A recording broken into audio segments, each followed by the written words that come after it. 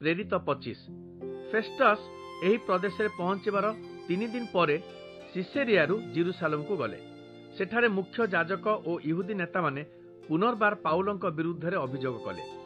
पाउलंक Jerusalem को आनी सेमानकु अनुगृहित करिबा पई सेमाने फेस्टस को निवेदन कले, कारण सेमाने पाउलंक बाटेरे हत्या करिबा पई योजना प्रस्तुत करिथिले। फेस्टस कहिले, पाउलंकु एक बंदी रूपे सिसेरिया रे रखा जाइछि और शीघ्र मु निजे सेठाकु फेरी जिबि। जदि से किछि दोष करिछि तेबे तुमर नेता माने मो सहित सिसेरिया को जांतु और ता विरुद्ध रे सेमानकर अभियोग उपस्थापित करंतु। फेस्टस सेमानक सहित 8-10 दिन रही सिसेरिया को फेरिले। तही आर दिन से विचारालय रे बसी पाउलंकु आनिबा पई आदेश देले। पाउलो आसिबा क्षणी जेरुसालेमर यहूदी माने तांको चारिपटे घेरी जाई छिड़ा हेले और तांको विरुद्ध रे अनेक गुरुतर अभियोग कले, किंतु सेमाने ए सबु प्रमाण करबाकू समर्थ हेले नाही। बरं पाउलो आत्मसमर्थन करी कहिले, यहूदी मानकर व्यवस्था किंबा मंदिर किंबा रोमियो सम्राट कहा विरुद्ध रे मु कोनोसी दोष करी नाही। किंतु फेस्टस यहूदी मानकर प्रिय पात्र हेबाकू चाहि पाउलो को पचारिले, जेरुसालेम को जिबा पई और सेठारे मो सम्मुख रे एही सबु अभियोग रे विचारित हेबा पई तुमे कोन राजी हबो? पाउलो कहिले, मु सम्राटक निज विचारालय सम्मुख रे छिड़ा होईछि। एही ठारे ही मोर विचार हेबा उचित। आपण निजे भल रूपे जानती जे मु यहूदी मानक विरुद्ध रे कोनोसी दोष करी नाही। जदि मु व्यवस्था लंघन करी मृत्युदंड योग्य कोनोसी कार्य करिछि सेथिरु निष्कृति पाइबाकू मु चाहू नाही। किंतु सेमाने मो विरुद्ध रे आनिथिबा अभियोग गुड़िकरे जदि कोनोसी सत्यता न थाए तेबे केही मोते सेमानक हाथ रे छाड़ी देई पारिबे नाही। सम्राटक ठारे मु एही आवेदन करूछि। तापरे फेस्टस तांकर सभासद मानक सहित परामर्श करी उत्तर देले, तुमे सम्राटक ठारे आवेदन करिछ, तेणु तुमे सम्राटक निकट को जीव।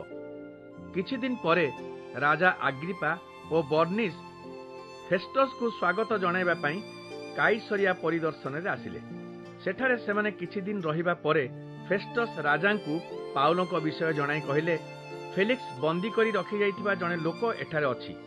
मु जेतेबेले जेरुसालेम को जाइथिली, यहूदी प्रधान जाजक और धर्म नेता माने ता विरुद्ध रे केतक अभियोग आनिले और मते ताकू दोषी साब्यस्त करबाकू कहिले। किंतु मु सेमानकू कहिली जे जणे दोषी को विचारालय रे तार अभियोगकारी मानक सम्मुख रे आत्मसमर्थन करबा पई सुजोग देबा पूर्वरु ताकू दोषी साब्यस्त करबा आम रोमियो मानकर देशाचार नुहे।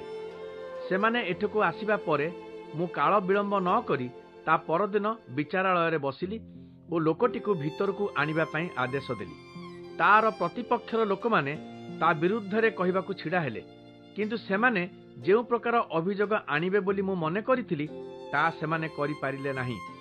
सेमाने केवल निज धर्म विषय रे एवं यीशु नामक जो मृत व्यक्ति को पाउलो जीवित बोली दाबी करुछंती तांको विषय नै जुक्ति तर्क कले। एही समस्त विषय आहुरी प्रांजल भावे जानिबा निमंते कोन करिबाको हेबो किछि स्थिर करि न पारी एही अभियोग रे विचारित हेबा पई पाउलो जेरुसालेम जिबे कि बोली मु तांको पचारिली। किंतु पाउलो निजे सम्राट तार मामला निष्पत्ति करंतु बोली कही प्रहरी मानक द्वारा सुरक्षित हेबा पई चाहिला। तेणु सम्राटक पाखकू पठाइबा पर्यंत ताकू बंदी करी रखिबा पई मु आदेश देइछि। अग्रिपा फेस्टस को कहिले, मु निजे एही लोकर कथा सुनिबाकू चाहे। फेस्टस उत्तर देले, आसंता काली आपण ताहार कथा सुनिबे। तही आर दिन अग्रिपा और बर्निस सैन्य बाहिनीर मुख्य और नगरर विशिष्ट व्यक्ति मानक सहित महा आडंबर रे आसी विचारालय रे प्रवेश कले। फेस्टस कर आदेश रे पाउलो भीतर को अणागले। फेस्टस कहिले, राजा अग्रिपा और उपस्थित भद्रमंडली, आपण माने एई जो लोक को देखुचंती ता विरुद्ध रे एठाकार और जेरुसालेम रे थिबा यहूदी माने मो निकट रे अभियोग करिसंती। सेमाने तार मृत्यु दाबी करी चित्कार करुछंती, किंतु से मृत्युदंड पाइबा भली करिथिबा कोनसे अपराध मु देखि नाही। से निजे सम्राटको आवेदन करिथिबारु मु ताहांकु सेठाकु पठाइबा पई स्थिर करिछि, किंतु ता विषय रे निर्दिष्ट भावे सम्राटको लेखिबा पई मोर किछि नाही। तेणु मु ताकु आपण मानक सम्मुखकु एवं विशेष भावे हे राजा अग्रिपा आपणक सम्मुखकु आनिछि, जेपरिक ताहार विषय भल भावे तदंत करिबा परे मु किछि लेखि परिबि। कारण गोटे बंदी विरुद्ध रे थिबा अभियोग गुड़िक परिष्कार भावे न दर्शाई ତାକୁ ସମ୍ରାଟଙ୍କ ନିକଟକୁ ପଠାଇବା ଠିକ୍ ହେବ ନାହିଁ ବୋଲି ମୁଁ ମନେ କରୁଛି।